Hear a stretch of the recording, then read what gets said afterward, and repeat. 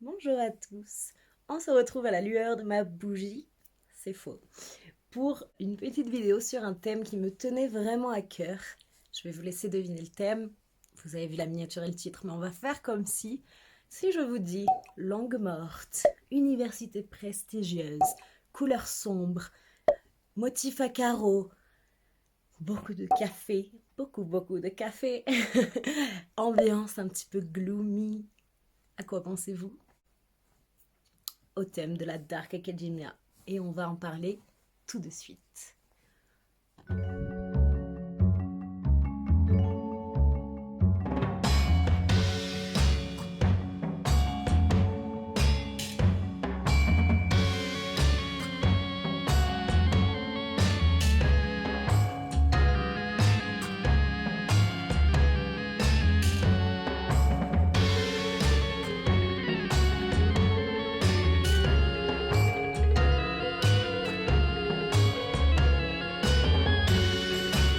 Je vous retrouve donc dans ce décor qui a un petit peu changé pour le but de la vidéo, pour vous parler du coup de Dark Academia. Alors, on va commencer par la base, même si je pense que si vous êtes un petit peu sur les réseaux, sur YouTube, sur Instagram, sur Pinterest, vous savez ce qu'est la Dark Academia.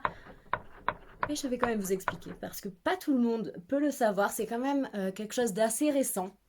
En tout cas, l'essor que ça a pu prendre est assez récent, même si ce thème général existe depuis quelques années, en tout cas sous le terme Dark Academia. Ça fait que peut-être un an ou deux que c'est vraiment aussi populaire. Donc, pourquoi ne pas en parler? Voilà, c'est quelque chose que j'aime beaucoup.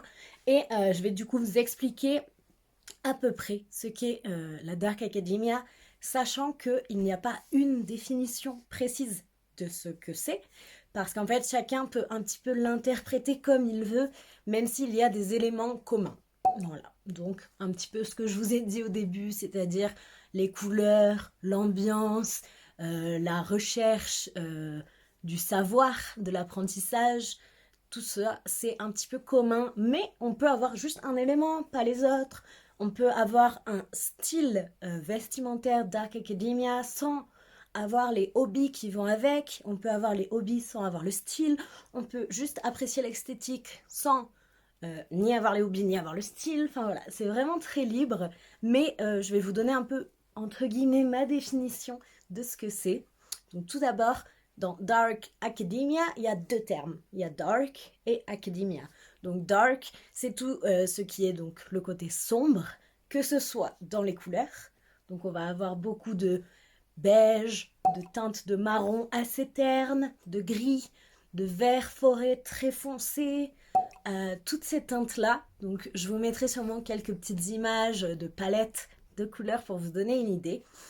On a beaucoup donc tous ces motifs, que ce soit le motif plaid dans des couleurs assez foncées, euh, un petit peu du pied de poule également dans des couleurs foncées, quelques dentelles mais assez ternes, voilà, des cols roulés, des choses comme ça. Donc la teinte sombre, dark pour les couleurs. Mais c'est également dark dans le sens les thèmes abordés. Donc on va avoir beaucoup ce focus sur l'éducation, la glamourisation, ce qu'on appelle en anglais romanticizing, donc l'éducation en fait, l'apprentissage, mais dans ce côté dark, donc on peut avoir tout ce qui touche à la mort, à l'occulte, à des sujets un petit peu sombres, et également un thème que l'on retrouve beaucoup dans les livres, principalement Dark Academia, c'est le meurtre, également tout ce qui est un mode de vie pas très sain, la drogue, l'alcool, un peu tout ce qui est le côté dépression, personnage très très très gris moralement, des groupes de personnes pas très fréquentables et pas très très sérieux entre eux, pas très très sincères entre eux. Donc voilà, tout ça c'est pour le côté dark. Donc que ce soit dans les couleurs, dans voilà le style vestimentaire ou dans les thèmes abordés dans la Dark Academia. Et ensuite, on a évidemment le terme Academia. Donc ça, clairement, c'est lié à l'école, à l'apprentissage, à la quête du savoir. On a à la fois donc cette quête de savoir et la quête, la recherche de soi, donc beaucoup de philosophie, de l'histoire, les langues mortes, donc le latin, le grec, qui sont des matières très très prisées par les Dark Academics, donc les personnes qui font partie du milieu Dark Academia. Mais dans un sens, on peut aussi un petit peu s'en éloigner, c'est-à-dire que dans les livres ou dans les films, la plupart de ce qu'on va pouvoir appeler Dark Academia va se passer dans des universités prestigieuses, dans des campus, dans des internats, dans tout ce qui est donc les académies en termes généraux, mais on peut également considérer quelque chose est Dark Academia alors qu'il n'y a pas ce setting, cet emplacement d'école, d'internat. Ça peut également être juste une personne qui lit beaucoup, qui aime beaucoup apprendre. Voilà, ça peut être Dark Academia également sans ce côté vraiment académique, on va dire. Donc là, moi, je vais vous présenter quelques livres. C'est un peu une vidéo hybride, recommandation, slash wishlist, slash pal. Parce que du coup, je vais faire vraiment toute une série de vidéos sur ce thème. Ça va être à la fois des petits updates lecture, des vlogs et des vidéos comme ça parce que du coup je vais vous recommander quelques livres, je vais vous parler de quelques livres dans cette vidéo mais je pense qu'il y aura une seconde vidéo si ça vous intéresse bien sûr où j'en parlerai d'encore plus parce que j'ai une liste de livres qui me tentent ou que j'ai lus qui correspondent au thème Dark Academia assez gigantesque. Donc on va éviter de faire une vidéo d'1 heure et je préfère la séparer en 2. Et donc du coup, comme je vous dis, je vais vous parler de quelques livres que je ne possède pas mais qui sont sur ma wishlist et que je compte lire dans les mois qui viennent, acheter d'abord et lire ensuite. Quelques livres que j'ai déjà lus et qui correspondent à ce thème et quelques livres du coup que j'ai mais que j'ai pas encore lus et que je compte lire et vous filmer tout ça. Voilà, en gros ce que ça va être. Du coup, on va passer aux livres, parce que c'est un peu pour ça qu'on est là quand même. Je vais déjà vous parler donc de quelques livres et quelques auteurs qui peuvent rentrer dans la Dark Academia sans ce côté académia. Donc pour moi, c'est un petit peu le style des auteurs, le style de leurs livres qui rentrent sans qu'on soit dans des écoles forcément. Donc il va y avoir par exemple pour moi tout ce qui est Edgar Allan Poe qui peut tout à fait rentrer dans ce côté Dark Academia alors que voilà on est plus dans le côté très dark mais on a quand même ces questionnements sur l'humanité. Beaucoup des écrits de Poe en fait viennent questionner l'humanité, la raison humaine, la folie également. Donc pour moi c'est des thèmes qui vont très très bien dans la Dark Academia. Petite parenthèse que je ne vous ai pas précisé au début, là je parle vraiment de Dark Academia, mais les genres qui sont autour, qui prennent le mot Academia mais avec d'autres choses, sont infinis, je pense. On a tout ce qui est Chaotic Academia, Green Academia, Witchy Academia, je mélange un peu Witchy Academia et Dark Academia, vous verrez dans mes recommandations. On a également Grey Academia, Light Academia, donc beaucoup plus léger, avec des thèmes plus légers, des couleurs plus légères, tout ça, tout ça. Mais je me concentre plus sur, on va dire, la base, c'est-à-dire la Dark Academia. Parenthèse fermée. Donc, en plus de Poe, on peut avoir tout ce qui est Frankenstein, Dracula, des écrits un peu comme ça, gothiques, qui ont vraiment cette vibes Dark Academia. D'ailleurs, l'architecture qui est souvent représentée quand on parle de Dark Academia, c'est souvent une architecture gothique, à côté avec des musées, des choses comme ça, mais on retrouve très très très souvent l'esthétique gothique. Donc évidemment, des romans comme Frankenstein et Dracula peuvent tout à fait rentrer dedans, selon moi. Les romans également comme Jane Eyre. Jane Eyre qui est un personnage absolument parfait pour la Dark Academia. L'ambiance qu'il peut y avoir dans ces romans sont parfaits. Donc les romans des sœurs Brontë, également quelques romans de Jane Austen qui peuvent rentrer dedans. Donc voilà, c'est vraiment des auteurs et des autrices qui pour moi peuvent rentrer là-dedans, mais dont je ne vais pas parler en détail dans cette vidéo. Je vais me concentrer plutôt sur des livres différents. Voilà. Donc je vais vous faire quelques recommandations de livres que j'ai déjà lus et dont je vous ai déjà parlé. Et ensuite je passerai à des livres que je n'ai pas encore lus. le premier livre dont je voulais vous parler. Alors, il brille de mille feux, je sais pas si ça rend bien, mais c'est A Discovery of Witches de Deborah Harkness qui a été un énorme coup de cœur pour moi. Toute la trilogie a été un énorme coup de cœur. Il existe en français, il s'appelle Le Livre perdu des sortilèges. J'ai essayé d'inclure quelques livres en français. J'en ai pas beaucoup, mais j'en ai quand même un peu. J'en ai d'ailleurs pas mal, je crois, en fait. Là-dedans, on suit donc Diana qui est une scholar, donc elle est, je sais pas comment on dit en français, mais une chercheuse en gros à l'université.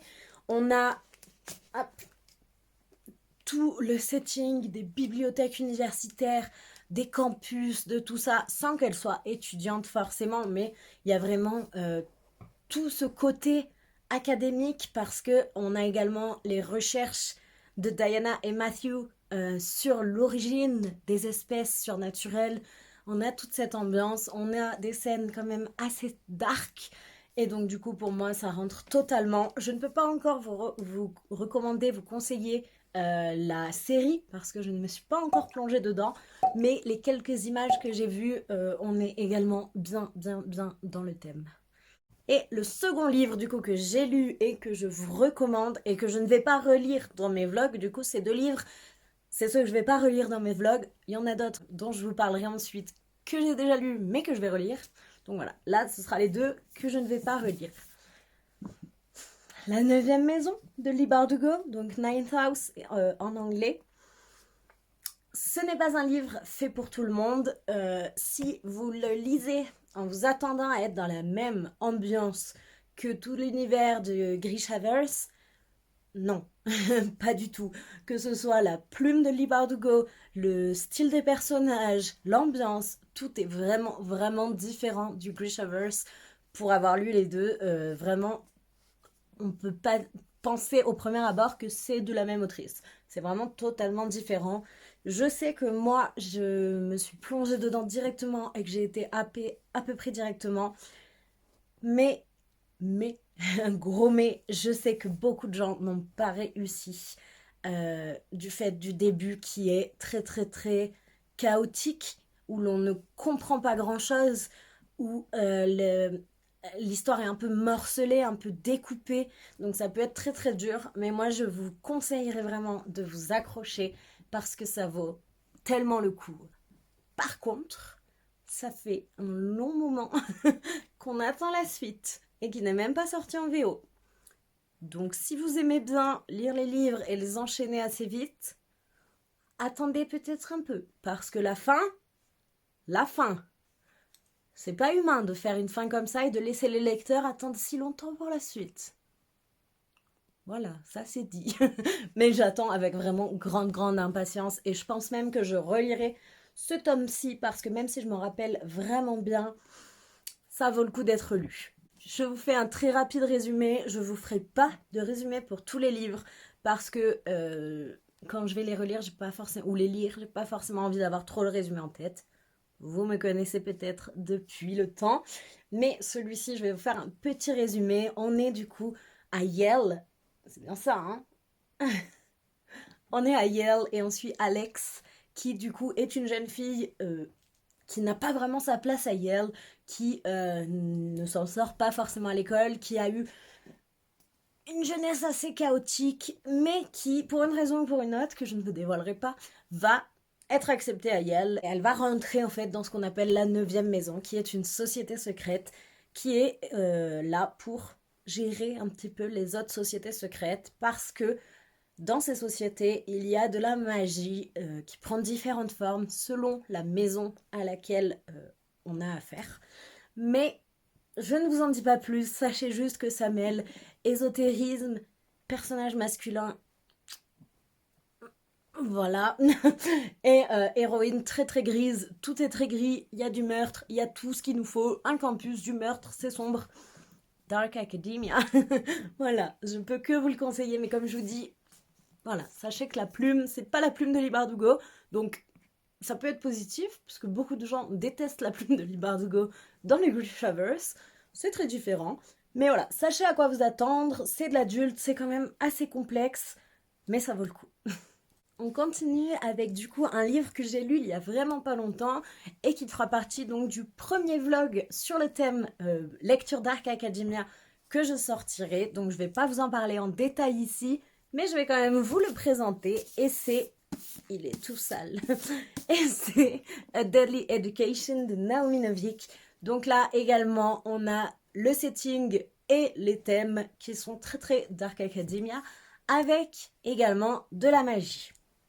Tout ce que j'aime.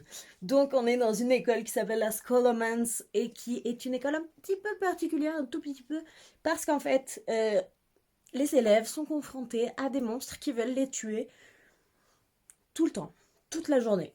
Le soir quand ils vont se coucher, la nuit pendant qu'ils dorment, le matin quand ils se réveillent, s'ils veulent aller se brosser les dents, quand ils changent de classe, ils sont obligés d'être toujours en groupe, d'être toujours sur leur garde, parce que c'est très très très très dangereux. Donc voilà, pour le côté dark, on a quand même des élèves qui meurent dans leur école.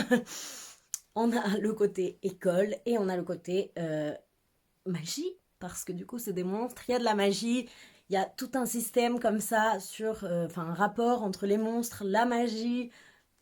Je ne vous en dis pas plus. Encore une fois, ça peut être un peu compliqué de s'accrocher au début. Il n'est sorti qu'en anglais pour l'instant et je ne le conseillerais vraiment pas à des débutants. Il faut quand même s'accrocher, hein. J'avoue que je l'ai lu assez lentement du fait du niveau de langue. Donc je pense que pour des débutants, ça peut être vraiment complexe de réussir à comprendre vu la manière dont c'est expliqué. Vu la manière dont c'est écrit, pardon. Je préfère prévenir parce que voilà, ça peut être assez compliqué. J'ai quand même espoir qu'il soit traduit parce que Naomi Novik est assez reconnue en France également. Je sais que ses autres ouvrages comme Uprooted, Déraciné et La fileuse d'argent ont été traduits, donc j'ose espérer, même si c'est un style bien différent, il paraît, de ses autres écrits, que cette saga sera également traduite. Je pense que je lirai le tome 2 et que je vous l'inclurai également dans ce vlog. On va voir, je vous l'ai présenté dans mon book haul unboxing d'édition spéciale, donc j'ai bien hâte parce que encore une fois, la fin appelle le tome 2, quoi. Ensuite, 2 livres que je n'ai pas, mais qui sont un petit peu, on va dire, la base du thème Dark Academia, la base du genre Dark Academia. Si vous connaissez ce genre, vous savez peut-être le titre que je vais dire. The Secret History. Alors, en français, j'arrive jamais à retenir parce que c'est pas du tout le même titre. J'y arrive jamais. Je vous le noterai en bas, en tout cas il existe en français, donc c'est par Donna Tartt, et c'est un petit peu le livre qui a, entre guillemets, créé la Dark Academia. Voilà, c'est la référence Dark Academia, que je n'ai pas lu. Mais je compte bien me l'acheter et le lire, parce que du coup, il me tente quand même bien. Je veux savoir, parce que comme je vous dis, c'est un peu la base, donc assez intéressant quand on s'intéresse à un genre, de voir d'où ça vient. Donc même si aujourd'hui on trouve beaucoup de livres labellisés Dark Academia, c'est quand même bien de voir que celui-ci, qui date des années 90, je crois, était vraiment le premier à être considéré comme Dark Academia. Du coup voilà, j'ai bien envie de le lire. Je sais pas exactement de quoi on parle, si ce n'est qu'on est avec un groupe d'amis pas très très sains, qui se cachent beaucoup de choses, qui sont pas très très fréquentables, mais voilà. Et je pense qu'il y a une histoire de meurtre, parce qu'on est dans de la Dark Academia, le tout sur un campus, si je ne me trompe pas.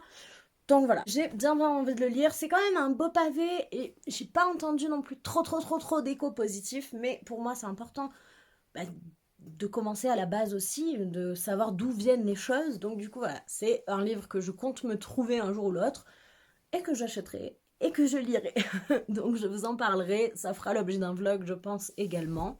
Mais celui qui me tente le plus, ce n'est pas celui-là, c'est un autre livre mais qui est beaucoup comparé à The Secret History, et c'est If We Were Villains de M.L. Rio, qui est beaucoup plus récent quand même, et dont j'ai entendu beaucoup d'échos très positifs, et j'ai également entendu pas mal dire que si on compte lire The Secret History et If We Were Villains, il vaut mieux commencer par The Secret History, parce que si on lit d'abord If We Were Villains, on risque d'être un petit peu encore plus déçu par l'autre. Donc, je pense que je vais faire ça. Je vais commencer par The Secret History et je passerai à If We Were Villains. Donc, dans celui-ci, dans celui-ci, on a encore une fois un groupe d'amis pas très... Voilà, quoi. T'as pas trop envie d'être leur copain, quoi. Et au début, on est avec une personne qui sort de prison pour un meurtre qu'il n'a pas commis. Et je crois que toute l'histoire, ça va être l'explication de ce qui s'est passé, de comment ce meurtre s'est déroulé. Encore une fois, je reste un peu vague parce que j'ai pas de souvenirs très précis et que j'ai pas envie d'en avoir avant de le lire, mais celui-ci, je vais me l'acheter très vite. J'hésite juste sur quelle édition prendre. Voilà. Superficialité, bonjour. Mais bon, Dark Academia, beau livre, voilà, c'est important quand même. Ensuite, on reste dans les un petit peu, entre guillemets, classiques du genre avec Jonathan Strange and Mr. Norrell de Susanna Clarke.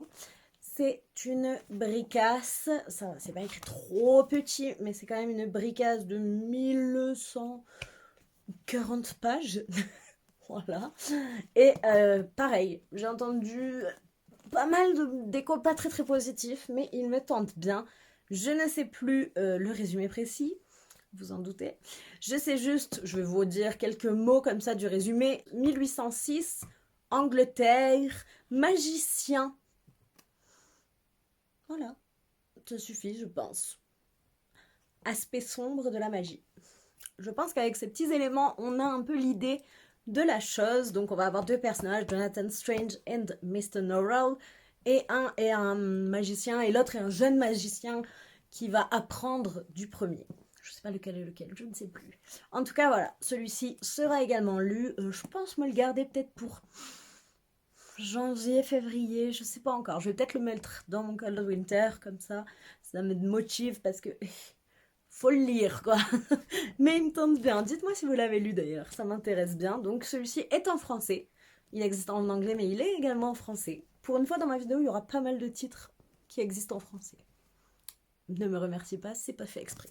Si vous me suivez, vous savez peut-être que je suis abonnée à deux box livresques, du coup anglophones, Owlcrate et Illumicrate, et je crois que c'était au mois d'août ou de septembre, je sais plus, août je crois. Les deux box, le même mois, avaient le même thème, et le thème c'était Dark Academia, donc ce n'était pas pour me déplaire, ce qui fait que ma palle Dark Academia s'est enrichie de deux livres, donc je vais vous les présenter ici. On a un livre que j'ai pas trop vu passer, comparé au deuxième, et c'est The Devil Makes Three de Tori Bovalino. On est dans une librairie, je crois, avec un livre qui va dont un démon va s'échapper, et des élèves, ou des profs aussi, qui vont tout faire pour essayer de le contenir, en fait. Donc voilà, on a un peu tous les thèmes parce que ce démon va menacer les familles de meurtres, de morts, voilà, tout ça quoi. Donc meurtre, démon, bibliothèque, livre, université, une université hein, je crois. On est pas mal dans le thème, il est vraiment très beau et hop, je vous le remontre. Mais du coup avec ce livre comme ça là, je trouve qu'il fait très Dark Academia, même juste le livre en fait, juste le livre. Donc voilà, il me tente vraiment pas mal et comme je vous dis, j'en ai pas trop entendu parler, j'ai pas vu trop de retours, donc ça me tente d'autant plus. Et le second livre du coup qu'il y avait dans cette box, alors j'ai la Dust Jacket dans l'autre sens, je vais essayer de vous la montrer pour que vous ayez une idée de comment elle est, ça vous parlera peut-être plus. Hop.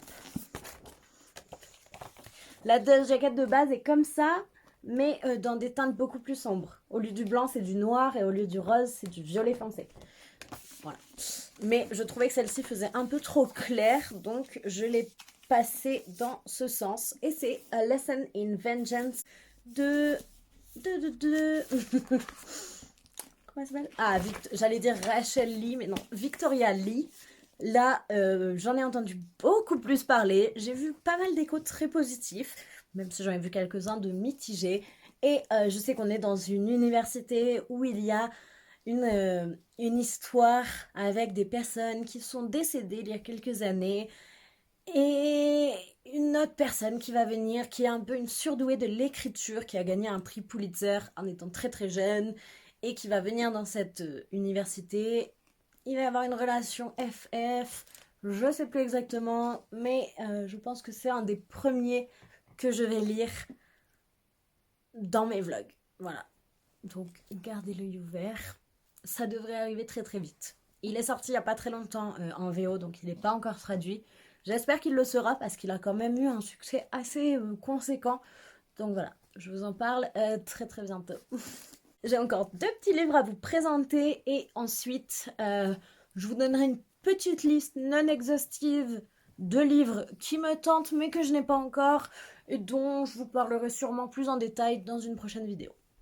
Donc restez par là, c'est bientôt fini. Donc là, on est plus du côté un petit peu classique du genre.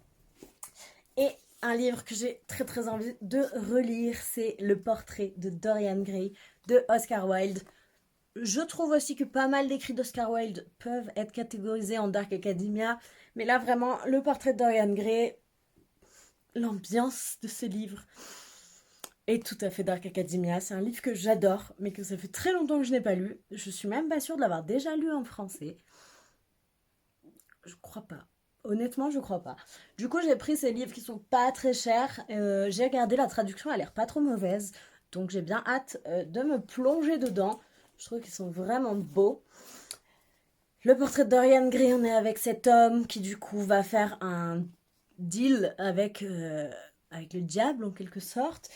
De ne jamais vieillir, mais il va avoir un portrait qui lui va vieillir. Et donc c'est très contemplatif. C'est vraiment une question sur la beauté, la vie, vieillir, sur plein de choses comme ça, des sujets très très importants. Euh, et j'ai très hâte. J'ai très très hâte de le relire, donc pareil, je vous en donne des nouvelles très très vite. Et le dernier livre dont je vais vous parler, quand je l'ai trouvé en librairie d'occasion, j'étais très contente, c'est, je sais pas si vous verrez, Le Cercle des Poètes Disparus. Donc je vous parlais du film au début de la vidéo. Là on est par N.H. Kleinbaum, ou N.H. du coup, parce que je sais pas si c'est très anglais tout ça. Donc N.H. Kleinbaum, et c'est Le Cercle des Poètes Disparus. Donc je vais pas vous refaire de pitch, je vous en ai déjà parlé au début de la vidéo. Si vous connaissez le film, vous connaissez sûrement l'histoire. Je n'ai jamais lu le livre du Cercle des Poètes Disparus. Donc c'est l'occasion. Je pense que j'en ai peut-être étudié des extraits pendant qu'on étudiait le film à la fac, je crois. Mais je suis plus sûre. Donc en tout cas, il est tout petit. C'est écrit énorme. Et j'ai bien hâte de me plonger dedans. Celui-là, j'ose espérer qu'il soit lu avant la fin du mois de novembre. Parce que voilà, comme je vous dis, novembre, Dark Academia, ça va plutôt bien ensemble.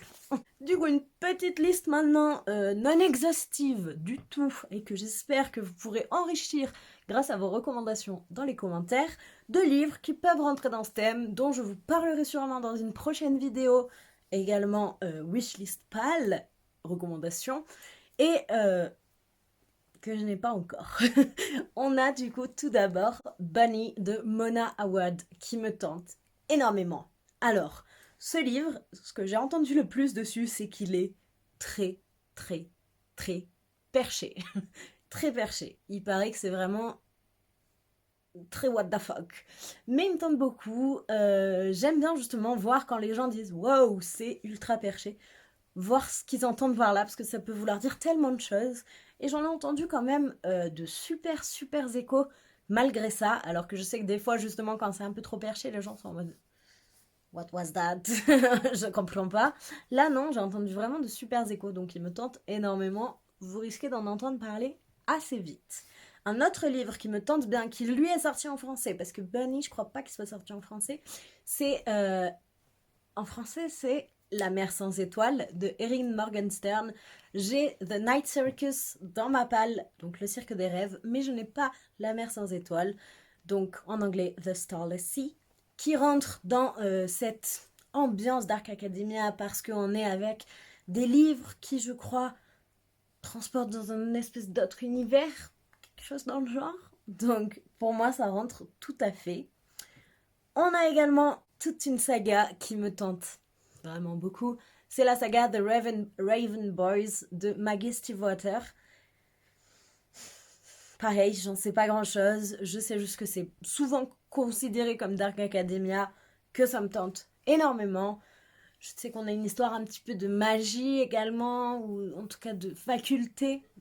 Mais j'ai pas le résumé précis en tête parce que c'est sur ma wishlist, c'est tout en haut de ma wishlist. Donc j'ai pas envie de relire le résumé. Mais pareil, hein, je pense que incessamment sous peu, vous me verrez vous le présenter. Un autre livre qui est, je pense, est plus récent, en tout cas ça fait pas longtemps que j'en entends parler et que j'ai beaucoup vu sur les chaînes des booktubeuses surtout, anglophones que je suis, et c'est The Historian de Elisabeth Kostova,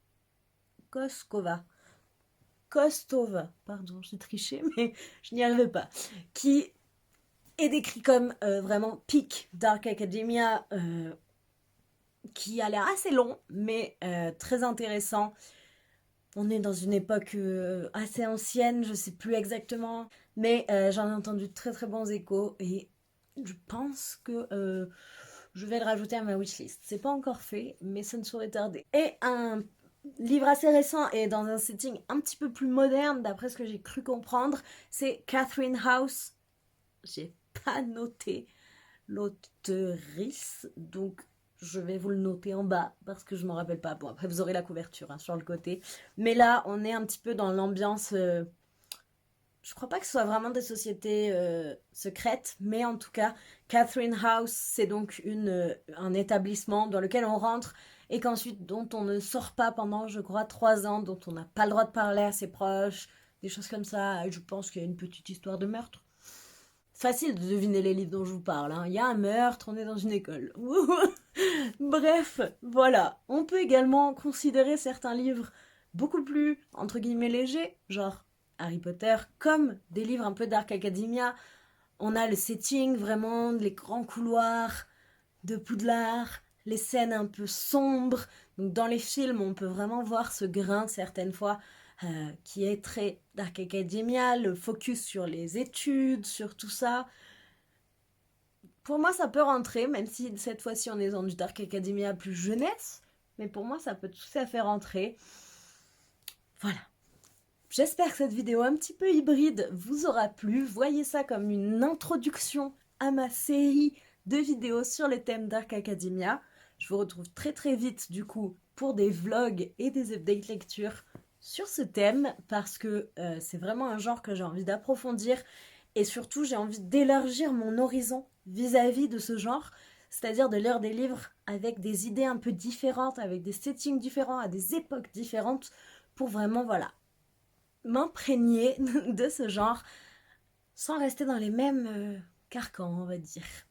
Comme je vous disais, j'espère vraiment que vous pouvez me recommander quelques livres sur ce thème. J'ai bien hâte de voir quel est votre avis sur ce genre, si c'est quelque chose qui vous plaît, si vous connaissiez, si vous ne connaissiez pas, si certains livres vous ont tenté. Donc on se retrouve dans les commentaires. Si cette vidéo vous a plu, n'hésitez surtout pas à mettre un petit pouce en l'air pour me le faire savoir. Partagez sur les réseaux, c'est toujours très très chouette de voir vos partages et ça permet aux autres également de découvrir ma chaîne. Et puis voilà, vous abonner si ce n'est pas encore fait, évidemment. Je vous souhaite du coup de très très bonnes lectures et je vous dis à bientôt pour continuer sur ce thème merveilleux qu'est la Dark Academia.